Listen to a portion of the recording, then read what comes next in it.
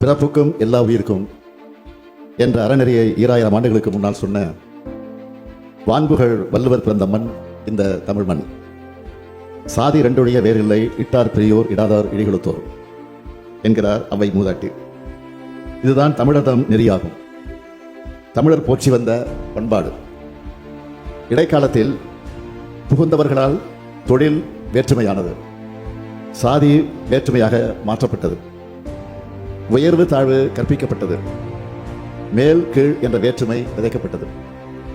வேற்றுமை விதைக்கப்பட்ட உடனேயே ஒற்றுமைக்கான குரல்களும் தமிழ் மண்ணில் உறக்க ஒலித்ததை காண்கிறோம். பல சீர்திருத்த கருத்துக்கள் இயக்கமாகவே உருவெடுத்துள்ளன. அயோத்திதாச பண்டிதர், தந்தை பெரியார், தமிழ்த்தன்றல் திருவிக்கா, புரட்சி கவிஞர் பாரதிதாசன், பேரறிஞர் அண்ணா ஆகியோர் இந்த சீர்திருத்த சிந்தனைகளை தமிழ் மண்ணில் விதைத்தார்கள். கல்வி, வேலைவாய்ப்பு, அதிகாரம் பொருந்திய பதவிகள், அனைவருக்கு சம வாய்ப்பு, சம அதிகாரம் ஆகியவற்றை பெறுவதன் மூலமாக யாவரும் ஒருவரே என்பதை உருவாக்கவே இந்த இயக்கங்கள் போராடின, வாதாடின, மனமாற்றங்களை செய்தன. சாதிக்கு, மதத்துக்கு தரப்பட்ட முக்கியத்துவத்தை தமிழ் மொழிக்கு, தமிழ் இனத்துக்கு தரும் சிந்தனையை திராவிட இயக்கம், தனித்தமிழ் இயக்கங்கள் விதைத்தன. இனமும் மொழியும் நமது அடையாளங்களாக மாற்றியது இதன் சாதனைகள்.